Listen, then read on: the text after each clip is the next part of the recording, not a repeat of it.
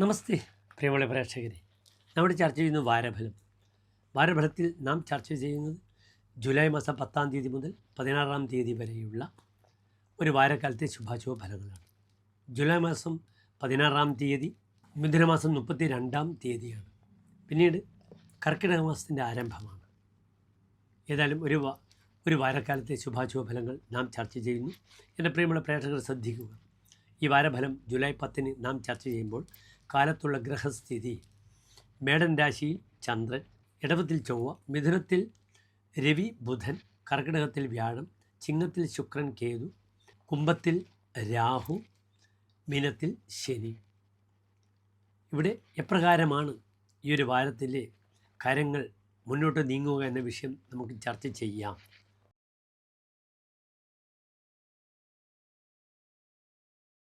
കുംഭൻ രാശിയിൽ ഇന്ന് രാശിയിൽ രാഹു നിൽക്കുന്നു. 2-ാം ഭാവത്തിൽ മീനത്തിൽ ശനി, 3-ൽ ചന്ദ്രൻ, 4-ൽ ചൊവ്വ, 5-ാം ഭാവത്തിൽ സൂര്യൻ, ബുധൻ, 6-ൽ വ്യാഴം, 7-ൽ ശുക്രൻ, കേതു. ഇങ്ങനെയാണ് ഗ്രഹസ്ഥിതി. ഇവിടെ കുംഭൻ രാശിക്കാർക്ക് ഈ ഒരു വാരം 4-ാം ഭാവത്തിൽ ചൊവ്വ നിൽക്കുന്നുണ്ട്. 4-ാം ഭാവാധിപൻ ഇഷ്ടസ്ഥാനത്താണ്. പലപ്പോഴും ഭൂലാഭം ഉണ്ടാവുക, അല്ലെങ്കിൽ ഭൂമിയുടെ ക്രയവിക്രയം ഉണ്ടാവുക, സഹോദര ഗുണം നന്നാവുക. 3-ൽ നിൽക്കുന്ന ചൊവ്വ പല കാര്യത്തിലും ധീരമായ ചില തീരുമാനങ്ങളെടുത്ത് മുന്നോട്ട് പോകാം. സൗഹൃദങ്ങളെ വളരെ ശ്രദ്ധിക്കുക. ദാമ്പത്യത്തിലും ചില ക്ലേശങ്ങൾ, അഭിപ്രായ വ്യത്യാസങ്ങൾ ഉണ്ടാകാം. ഭാര്യാഭർത്തൃ ബന്ധം, കാരണം 7 ശുക്രൻ നിൽക്കുമ്പോൾ പ്രിയ കലഹ എന്നാണ്. തൻ്റെ പ്രിയമായിട്ട് കലഹിക്കുക. ആ കലഹത്തിൽ തന്നെ പലപ്പോഴും അന്യ സ്ത്രീകളുടെ സംസർഗം, ചില സ്ത്രീകൾ തൻ്റെ ലൈഫിലേക്ക് കയറി വരിക. ധാരാളം സ്ത്രീബന്ധങ്ങൾ തനിക്ക് ഉണ്ടാകുമ്പോൾ ഭാര്യയ്ക്കുണ്ടാകുന്ന ചില പൊട്ടിത്തെറികളും തൻ്റെ കുടുംബജീവിതത്തിൽ ഉണ്ടാകും. വളരെ ശ്രദ്ധിക്കണം. സ്ത്രീ വിഷയത്തിൽ ബുദ്ധിമുട്ടുകൾ ഉണ്ടാക്കും, പ്രത്യേകിച്ച് ചിങ്ങരാശിയിൽ നിൽക്കുന്ന ശുക്രൻ. അതിന് പുറമേ നമുക്കിപ്പോൾ ശ്രദ്ധിക്കേണ്ടത് വിവാഹ തീരുമാനത്തിന് ഏറ്റവും നല്ലതാണ്. കുംഭൻ രാശിക്കാർക്ക് വ്യാഴം ഇന്ന് 6-ലാണ്, പക്ഷേ പെട്ടെന്ന് വിവാഹ തീരുമാനങ്ങൾ ഉണ്ടാകും.